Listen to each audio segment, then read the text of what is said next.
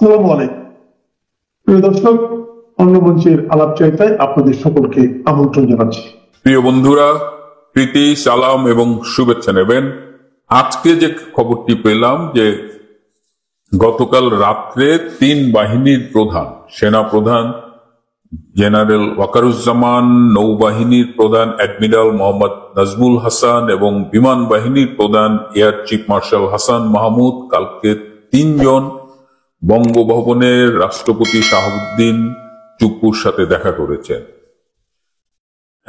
নিরাপত্তার দায়িত্বে থাকা একটি সূত্র নিশ্চিত করেছে যে তারা গিয়েছিলেন এবং তারা সচরাচর অন্যদিন যেমন থাকে তার থেকে কালকে তাদের গম্ভীর অবস্থায় দেখা গেছে। মানে দেখে মনে হচ্ছিল সামথিং সিরিয়াস। কি আলোচনা হয়েছে সেটা তিনজনের সাথে সরাসরি রাষ্ট্রপতির আলোচনা হয়েছে, কিন্তু আমার সূত্র আমাকে যেটা জানিয়েছে যে ডক্টর ইউনূস সেনাপ্রধানের বরখাস্তের জন্য রাষ্ট্রপতির কাছে যে চিঠিটি পাঠিয়েছিলেন সেই চিঠিটি এই তিনজন গিয়ে ঠেকিয়ে দিয়েছেন। অর্থাৎ এই যাত্রায় সেনাপ্রধানকে বরখাস্ত করার ডক্টর ইউনূসের যে উদ্যোগ সেটি আপাতত ব্যর্থ হলো। এর আগেও একাধিকবার ডক্টর ইউনূস চেষ্টা করেছেন ওয়াকারুজ্জামানকে এই দায়িত্ব থেকে সরিয়ে দেবার, কিন্তু এবার একটু সিরিয়াস ছিল। কারণ যেটা বলেছি যে general Waker has been already use, তার আর নতুন করে ডক্টর ইউনূসের সরকারকে দেবার কিছু নেই এবং সে যে মোটামুটি যে এ পর্যন্ত যে বেইমানি করেছে তার শাস্তি তার আসলে এখন পাওয়ার সময় হয়ে গেছে। তো এটুকু আমি জানতে পেরেছি। আর এই বৈঠকের পরে বঙ্গভবনে সেনা প্রহরা আরো জোরদার করা হয়েছে। এর পাশাপাশি আরেকটা খবর শোনা যাচ্ছে যে সব ক্যান্টনমেন্টে সবাইকে খুব হাই অ্যালার্টে রেখেছেন সেনাপ্রধান জেনারেল ওয়াকার, এবং এটাও বলা হচ্ছে যে এমন একটা অ্যারেঞ্জমেন্ট করা হয়েছে যেন সেনাপ্রধান বলবার 10 মিনিটের সাথে সাথে ক্যান্টনমেন্টের সবাই যেন অন ডিউটিতে চলে আসতে পারে আর কি, মানে ডাকলেই যেন চলে আসতে পারে 10 মিনিটের মতো। ব্যাপারটা এরকম। আমি আমার বিভিন্ন সূত্র থেকে এটা কনফার্ম করতে পারিনি। ক্যান্টনমেন্টে এরকম ডাকলেই 10 মিনিটের মধ্যে চলে আসতে হবে এই সোর্স, মানে এই ইনফরমেশনটা আমি ভেরিফাই করতে পারিনি, কিন্তু আমাকে আমার সব সূত্রগুলোই জানিয়েছে যে something fishy is going on, পরিস্থিতি খুব একটা স্টেবল না, and this is not good. এইটুকু আমাকে বলেছে। এখন এই this is not good, something fishy going on, এগুলো তো খুব স্পেসিফিক কথাবার্তা না, এগুলো একটু ভেগ টার্ম, বাট এগুলোকে একদম ইগনোরও করা যায় না। সো ক্যান্টনমেন্টের ভেতরে একটা অস্বস্তিকর পরিস্থিতি আছে, কিন্তু একেবারে রেড অ্যালার্ট জারি করা বা 10 মিনিটের মধ্যে রেডি হয়ে নেমে পড়া এরকম কোনো ইনফরমেশন আমি অন্তত ভেরিফাই করতে পারিনি। যাই হোক, এই যাত্রায় সেনাপ্রধান রক্ষা পেলেও ভবিষ্যতে তার জন্য কি অপেক্ষা করছে আমি গতকাল যে এপিসোডটা করেছিলাম, আমি সাধারণত সব কমেন্টস তো পড়ার সময় পাই না, কিছু কমেন্টস দেখি, বাট গতকাল সেনাপ্রধানকে নিয়ে আমার দর্শকদের যে মন্তব্য, আমি আসলে খুব কষ্ট পেয়েছি। মানে সেনাপ্রধান আসলে he has lost all his credibilities to general people. তাকে কেন্দ্র করে যে একটা আশা ভরসা মানুষের মধ্যে মাঝে মধ্যেই দেখা যেত, উকি দিত, বা তার কাছে যে বাংলাদেশের সাধারণ মানুষের যে প্রত্যাশাটা ছিল, সেই প্রত্যাশা পূরণে তিনি মানে পরিপূর্ণভাবে ব্যর্থ হয়েছেন। এবং মানুষ এখন সম্পূর্ণ, মানে আমার মনে হয় অধিকাংশ মানুষ এখন জেনারেল ওয়াকারের বিরুদ্ধে, যে অ্যান্টি জেনারেল ওয়াকার একটা সেন্টিমেন্ট বাংলাদেশে এখন খুব স্ট্রংলি দানা বেঁধে উঠেছে। এবং সেনাবাহিনীকে যেভাবে তিনি অপমান করিয়েছেন, ক্যান্টনমেন্ট উড়িয়ে দেবে, আসনাত না ওয়াকার এই স্লোগান, তারপরেও তিনি কিচ্ছু করেননি, চুপচাপ মদনের মতো বসেছিলেন। তো সব মিলিয়ে জেনারেল ওয়াকারের যে একটা গ্রহণযোগ্যতা ছিল সেটি এখন একদম তলানিতে। যাই হোক, দেখা যাক ডক্টর ইউনূসের সাথে তার সম্পর্ক কেমন চলে। আমরা তো আপাতত দেখছি সবকিছু, এবং যতটুকু সম্ভব হয় আপনাদের সাথে শেয়ার। বাংলাদেশের উপদেষ্টা প্রধান ডক্টর মোহাম্মদ ইউনূস এবার তার খায়েশ হয়েছে, তিনি নাকি পদত্যাগ করবেন। এখন তার মনে পড়েছে না, সব দল যদি আমার পাশে এসে না দাঁড়ায় তাহলে পরে আমার পক্ষে সরকার চালানো সম্ভব নয়। এতদিন পর্যন্ত কোন দলের কথা তার মনে পড়েনি। এখন যখন বিপদে পড়েছে, যখন দেখছেন চারদিক দিয়ে তার দিকে সমস্ত তীর ঘুরে আসছে, তখন তিনি বলে দিয়েছেন আমার পক্ষে আর সম্ভব নয়, আমি পদত্যাগ করব। আপনার দেশে একটা ভালো কথা আছে, নাটক কম করো প্রিয়। তা এখনো সেই নাটক কিন্তু চলে যাচ্ছে। আপনারা সবাই বলছেন নাটক ফাটক করছে, আর লোকটা সত্যিও তো বলতে পারে। আপনারা এই যে বলে যাচ্ছেন নাটক করছে, সত্যি কথাও তো বলতে পারে। তা আপনারা বিশ্বাস করছেন না কেন? আমার এটা নিয়ে কিন্তু বড় অভিযোগ রয়েছে আপনাদের প্রতি। তো এখন আমি আছি এই দেশে, তার আপনি আছেন ওই দেশে। আপনার দেশের মানুষের রাত্রিবেলাতে সারাদিন আমায় ফোন টোন করে আমায় বিরক্ত করে। আরে ভাবুন, আমি আছি এই দেশে, আমি কি করে ওই দেশের খবর রাখবো এত? কিন্তু তারা মনে করে আমার কাছে বোধহয় সব খবর আছে, তারা জানতে চায়। এবার আপনার জন্য আমার ঘুম হারাম হয়ে গেছে। মানুষকে বোকা বানিয়ে আপনি তো ক্ষমতায় এসছেন, আপনার যিনি প্রভুরা ওখানে রয়েছেন সে প্রভুদের তো গদি পদি উল্টে গেছে, আপনার গলায় বগলেস ফগলেস পরিয়ে রেখে দিয়েছিল। এখন তো আপনার তো মাথার ওপর থেকে সে ছাতা চলে গেছে, বলে আপনি এখন হয়ে গেছেন একলা। এখন আপনার যে সাঙ্গ পাঙ্গ যারা রয়েছে সেটা মানে এই যত চোচ্ছাচ্ছর গুলো, এই ছাচ্ছর গুলো এখন আপনাকে মানানোর জন্য আপনার যমুনাতে গিয়ে রাত ভোর মিটিং করছে, আপনার মান ভাঙানোর চেষ্টা করছে।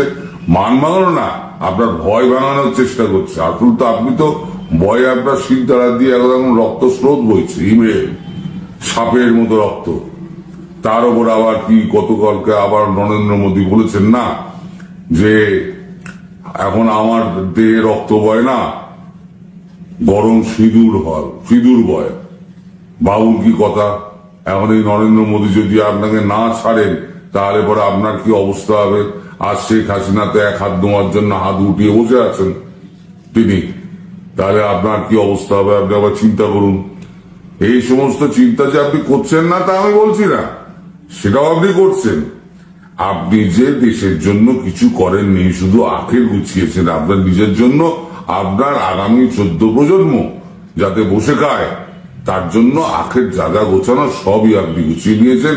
আর আপনাকে শিকন্ডি খাড়া করে যারা যা গোছানোর আছে, আপনার সাঙ্গপাঙ্গ যারা আছে, লুট তরাজ করে দেশকে একেবারে ধ্বংস করে দিয়েছে। আপনার দ্বারা মানে কোনো উন্নতির কাজ তো হয়নি। কি কাজ হয়েছে আপনি আমায় বলুন? সব যেগুলো শিল্প টিল্প ছিল সব ভেঙে ছিল, নষ্ট করে দিয়েছেন। আপনি 71-এর স্বাধীনতার যে সমস্ত চিহ্নগুলো ছিল সেগুলো সমস্ত মুছে দিয়েছেন। আপনার একেবারে মানে সেই ইতিহাস থেকে আরম্ভ করে সংবিধান পর্যন্ত সবকিছু আপনি উল্টে দেওয়ার চেষ্টা করেছেন।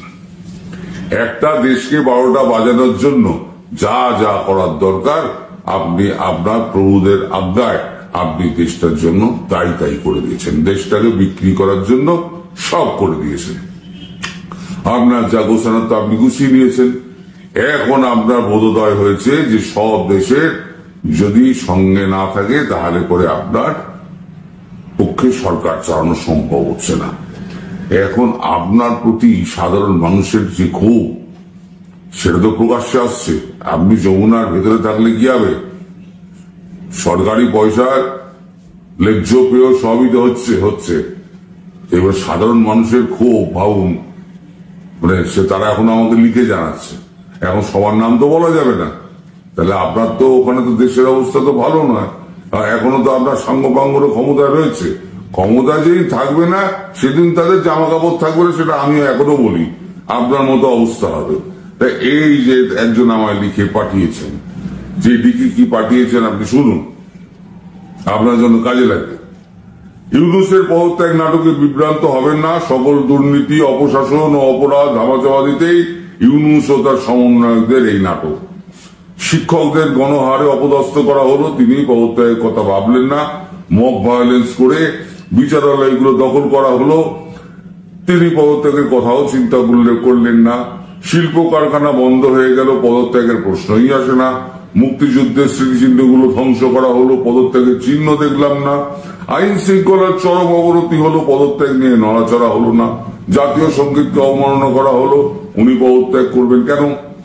সচিবালয়ের কচিকাচাদের বেলায় আগুন ধরলো, পদত্যাগ নিয়ে কোনো আলাপ হলো না। উপদেষ্টা সমন্বয়ক দুর্নীতি জড়িয়ে পড়লো, পদত্যাগের কোনো লক্ষণ দেখা গেল না। 5 মাসও ছাত্ররা বই পেল না, পদত্যাগ একেবারেই না। তার পদত্যাগ করার খায়েশ হয়েছে। উনি আসলে কিসের সংস্কার করতে এসেছেন, কার জন্য এসেছেন, কারা তার পাশে দাঁড়িয়ে আছে, তিনি কাদের ওই দেশ চালাতে চান, কাদের হাতে তুলে দেবেন দেশকে? এই প্রশ্নগুলোর উত্তর যদি আপনার এখনো জানা না থাকে, বেশ বিশেষ আগামী অনন্তকাল ধরে রাখেন ওনাকে মসনদে। নির্বাচন, গণতন্ত্র এগুলো সবই তখন অর্থহীন হয়ে যাবে। তার মানে আপনার সম্পর্কে দেশের মানুষের এই হচ্ছে ধারণা। আপনি একজন এমন দেশ নেতা, আপনার সম্পর্কে দেশের মানুষের এই সমস্ত মানে মন্তব্য বাতাসে মোবাইলে ঘুরে বেড়াচ্ছে। সেটা আপনার পক্ষে, আপনি একজন নোবেল লরিয়েট, আপনার পক্ষে কতটা সম্মানজনক সেটা একবার হিসেব করে দেখুন। তাছাড়া আপনার ওই 26 অক্ষর নামে যে ভুঁইয়া আছে না, তাদের নাম আমি আজকে প্রথম জানলাম, একেবারে টোটো জানলাম নামটা। তার নাম আসিফ মামুন সজীব ভুঁইয়া, একটা দিল না 26 অক্ষরের নাম। তিনি লিখছেন আওয়ামী লীগ নট মানে সেনাবাহিনী আর দিল্লি জোটভুক্ত হয়ে যে কুমির ডেকে আনছেন তা আপনাদেরই খাবে। You are not one of them, just coopted temporarily. আমাদের না আছে মরার ভয়, না আছে হারাবার কিছু, একমাত্র আফসোস গণতান্ত্রিক রূপান্তর আর এদেশের মানুষের ভাগ্য কোনোটাই ইতিবাচক পথে যাবে না আর কি। স্বপ্ন দেখে স্বপ্ন ভঙ্গের কষ্টই বোধহয় এদেশের ভাগ্যে আছে। আসলে ভয় থেকে লিখছে, এই যে না লিখছে না, আমাদের না আছে মরার ভয়, না আছে হারাবার কিছু, হারাবারও রয়েছে, মরারও ভয় রয়েছে। জানে ডক্টর ইউনূস যদি পালিয়ে যায় তাহলে পরে নিমেষের মধ্যে সরকার ভেঙে যাবে, আওয়ামী লীগ হই হই করে রাস্তায় নেমে আসবে, সাধারণ মানুষ আওয়ামী লীগকে সঙ্গে নেবে, নিয়ে আপনাদের ওই যমুনায় ঢুকে যে কাণ্ডটি আপনারা করেছিলেন 5ই আগস্ট, তার ডবল ঘটনা ঘটাবে ওই যমুনার মুখে। তাই একজন এই সমস্ত লিখেছেন। আর কালাপাইটটা হাসনাত, তিনি একদিন তো সেনাবাহিনীকে গালাগাল করতেন, এখন তিনি লিখছেন প্রয়োজনে সেনাবাহিনীর সঙ্গে কাঁধে কাঁধ মিলিয়ে লড়াই করব। বোঝো কাণ্ড। এরা সেনাবাহিনীকে উঠতে বসতে গালাগাল করত, উঠতে বসতে। সেই সেনাবাহিনীর সঙ্গে নেই কাঁধে কাঁধ মিলিয়ে লড়াই করবে। আসলে বিপদে যখন পড়ে না, তখন সব বাপ বাপ বাপ বাপ পড়ে। এখন সেনাবাহিনী এখন পরিষ্কার জানিয়ে দিয়েছে, এর মধ্যে বোধহয় টাইম ফ্রেমে বোধহয় ঠিক করে দিয়েছে, সেটা আর জানানো হচ্ছে না। নিশ্চয়ই টাইম ফ্রেম ঠিক হয়ে গেছে যে এই তারিখের মধ্যে আপনাকে পদত্যাগ করতে হবে, পরিষ্কার হুমকি দিয়ে দেওয়া হয়েছে। তবে সংস্কার নিয়ে আপনি সংস্কার শব্দটা যে কথায় কথায় ইউজ যে করেন না, সেটা কার জন্য? দেশকে লোটার জন্য, তার নিজের সম্পদ বাড়ানোর জন্য, সে সম্পর্কে আমার যথেষ্ট সন্দেহ আছে। ফলে আপনার পক্ষে এখন একটাই সেফ রুট, সেটা হচ্ছে পলায়তি সজীবতী। এখনো আমি বলছি, এখনো যদি চান আপনি এখনো ফ্লাইট ধরে বিদেশ পালিয়ে যান, ওখানে গিয়ে আপনি একটা পদত্যাগপত্র পাঠিয়ে দেবেন। নইলে এই যে আপনার সঙ্গপাঙ্গরা আছে না, এরা আপনাকে যেতে দেবে না।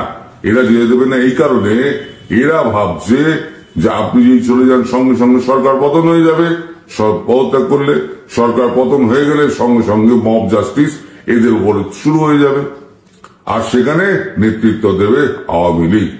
আর এখানে শেখ হাসিনা আর যদি সেনাবাহিনীর হাতে আপনি ধরা পড়েন, গ্রেপ্তার যেটা যদি হন, সেটা গতকালকে যেটা বলেছি, এবং আমার এখনো বিশ্বাস আপনি তো ক্ষমতা ছাড়বেন না শেষ পর্যন্ত। আপনার এই বয়সেও আপনার লোভ এবং আপনার এত, যাই হোক, যা যা বলেছি আর নতুন করে বলে লাভ নেই।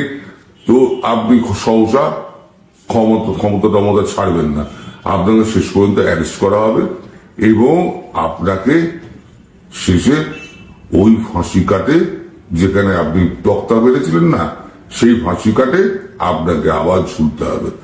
আপনার সঙ্গে আর যারা ঝুলবে তারা হচ্ছে ওই মাফলার দেওয়া আপনার যে পেশ সচিব আছে শফিকুর, ও বেড়া ঝুলবে। আর আছে ভুল বুঝিয়েছিল যেটা আসিফ নজরুল, সে বেটাকে এখন দেখা যাচ্ছে না, সেটা মহাজ চালু, সেটা মানে সবার সুযোগ হলে পুট করে পালিয়ে যায়, তারপর সুযোগ বুঝে সব যখন থেকে সব ঠিকঠাক আছে তখন আবার সে দেশে ফিরে আসে। তার এখন খুব একটা দেখা টাকা পাওয়া যাচ্ছে না, ভগবান জানে দেশে আছে না বিদেশে আছে, বা কার ঘরে ঢুকে কার কোলের মধ্যে মুখ ঢুকিয়ে আছে, এখন তো বোঝা মুশকিল। চরিত্রবান লোক তো, তাই কোন খপ্পরে রয়েছে এখন বোঝা খুব মুশকিল।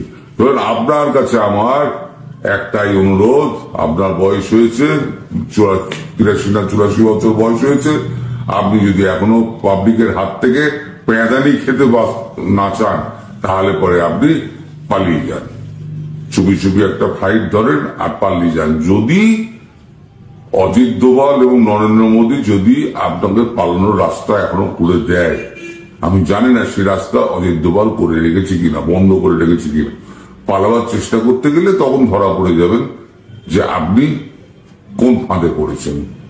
ইঁদুরের পরে আপনি পড়ে গেছেন অলরেডি, আপনার বাঁচার আর কোনো পথ নেই। আর আওয়ামী লীগের লোকেরা ওই করে রাস্তায় নেবে, আপনার পিঠের চামড়া গোটানোর জন্য তৈরি হয়ে আছে। সুতরাং তৈরি হয়ে থাকুন, আপনি যা লুটেছেন তা আপনার এখানেই থেকে যাবে, কিছুই সঙ্গে করে নিয়ে যেতে পারবেন না। আপনার গ্রামীণ ব্যাংক থেকে আরম্ভ করে আপনার গ্রামীণ বিশ্ববিদ্যালয়, আপনার স্বপ্নের সমস্ত প্রজেক্ট, চুরি বিদ্যার যত প্রজেক্ট আছে সব জলে গেল। শুরুতেই বলি, খলিলুর রহমান ভারতের সঙ্গে সম্পর্ক উন্নয়নের চেষ্টায় এসেছেন বলে কিছু সাংবাদিক যেসব কথা বলছেন সেটা বিশ্বাস করার কোনো কারণ নেই। তিনি কলম্বো কনক্লেভে যোগ দিতে এসেছেন ও যারা বলছেন সেটাও আসল কারণ নয়, এটা একদম আইওয়াশ। তাহলে খলিলুর রহমান এলেন কেন দিল্লিতে, কেন অজিত দোভালের সঙ্গে বৈঠক করলেন? আবার দেখুন, এই বৈঠকের জন্য খলিলুর সাহেব এতই উতলা ছিলেন যে একদিন আগেই উড়ে এলেন ভারতে। এইসব ঘটনা একটা ইঙ্গিতই দেয়, সেটা হলো বৈঠকটি নিয়ে খুবই উত্তেজিত বা সিরিয়াস ছিলেন খলিলুর রহমান। এবং খলিলুর রহমান সিরিয়াস হওয়া মানে মোহাম্মদ ইউনূসের সিরিয়াস হওয়া, আর ইউনূস সিরিয়াস হওয়া মানে বাংলাদেশের বর্তমান শাসকদের এবং যে দলগুলো এই সরকারের সঙ্গে আছে তারা সবাই সিরিয়াস। ওই জামাত, বিএনপি, এনসিপি এরা সব সিরিয়াস। মনে রাখা ভালো, খলিলুরের সফরে জামাতের আপত্তি থাকলে এই সফরে তিনি আসতেন না। পরের প্রশ্ন তাই স্বাভাবিকভাবে আসে, কি সেই দরকার যার জন্য খলিলুর রহমান একেবারে ছুটতে এলেন? বলা হচ্ছে অজিত ডোভালের আমন্ত্রণ পেয়ে এসেছেন তিনি। আমন্ত্রণ কিন্তু গেছে ওই কলম্বো কনক্লেভের আয়োজক দেশ হিসেবে, কোনো ব্যক্তিগত ভালোবাসাবাসী থেকে নয়। এর আগে গত অক্টোবরে, এই 1 মাস আগে, এবারের চেয়ে অন্তত 100 গুণ বেশি 2টি আন্তর্জাতিক সম্মেলন হয়েছিল দিল্লিতে। যথারীতি নিমন্ত্রণ গিয়েছিল বাংলাদেশে, আসার কথা ছিল সেনা প্রধান ওয়াকারুজ্জামানের, তিনি আসেননি। এর অর্থ খলিলুর কথা বলতে চেয়েছেন ভারতের সঙ্গে, মানে মোহাম্মদ ইউনূস সাহেব কথা বলতে চেয়েছেন ভারতের সঙ্গে, আর ভারতও চেয়েছে এই সময় কিছু কথা বলতে বা শোনাতে। তাই দ্বিপাক্ষিক বৈঠক হয়েছে। সেটা খলিলুর চেয়েছেন দ্বিপাক্ষিক বৈঠক, এবং ডোভালও অরাজি হননি। ডোভাল খলিলুর রহমানের বৈঠক যে গতকাল নয় 19 তারিখে হয়েছে, সেটা আধিকারিক স্তরে বলা হয়েছে। তবে কি কথাবার্তা হয়েছে সে বিষয়ে দুই দেশের সরকারি মহল কিছু বলেনি। তবু খবর তো আর চাপা থাকে না।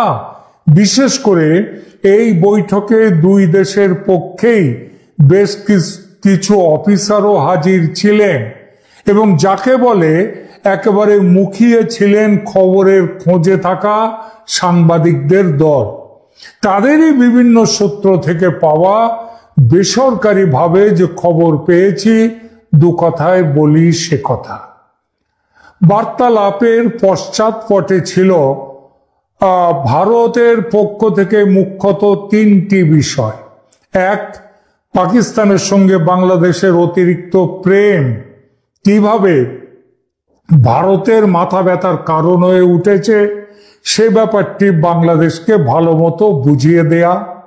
দুই, বাংলাদেশ যেভাবে ইউনূস সরকারের মদতে জঙ্গিদের স্বর্গরাজ্য হয়ে উঠেছে সেটা ভারতের শান্তি ও সুস্থিতির পক্ষে যে রীতিমতো বিপজ্জনক সেটা খলিলুর রহমানকে বুঝিয়ে দেয়া।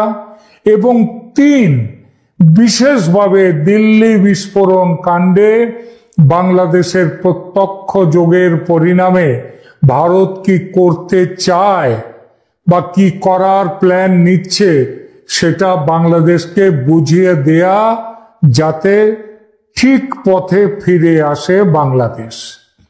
আর খলিলুর রহমানের কাছে আলোচনার একটি ছিল এজেন্ডা, ভারত যেন বাংলাদেশে অপারেশন সিন্দুর পার্ট 2 কিংবা নতুন নামে কোনো সার্জিক্যাল স্ট্রাইক না করে। যারা বলছেন খলিলুর রহমান শেখ হাসিনার মৃত্যুদণ্ড এবং সেই প্রেক্ষিতে শেখ হাসিনার প্রত্যর্পণ নিয়ে কথা বলতে এসেছেন, তারা এটা মাথায় রাখেন না যে বন্দি প্রত্যর্পণ নিয়ে কথা বলাটা জাতীয় নিরাপত্তা উপদেষ্টাদের এখতিয়ারে পড়ে না, এটা তাদের কাজ নয়। সুতরাং হাসিনার প্রত্যর্পণ নিয়ে 1 মিনিটের আলোচনাও হয়নি দুজনের দ্বিপাক্ষিক বৈঠকে। এবং সেই বৈঠকটা কিন্তু 2-5 মিনিটের জন্য হয়নি, প্রায় 1 ঘন্টা 40 মিনিট 2 ক্ষেপে সেই বৈঠক হয়েছে গত 19 তারিখে। আমার কাছে যে খবর এসেছে সেটা হলো অজিত ডোভাল বাংলাদেশের একের পর এক ভারত বিরোধী পদক্ষেপ নিয়ে ভারতের প্রচন্ড উষ্মার কথা স্পষ্ট করে বলেছে। একাধিক বার 7 সিস্টার্স নিয়ে প্রধান উপদেষ্টার ভীষণ রকমের বিতর্কিত মন্তব্য, প্রাক্তন সেনাকর্তা তথা ইউনূসের অন্যতম কাছের মানুষ ফজলুর রহমানের চীনকে নিয়ে ভারত আক্রমণের প্রস্তাব, এরকম একের পর এক প্রসঙ্গ তুলেছেন অজিত ডোভাল।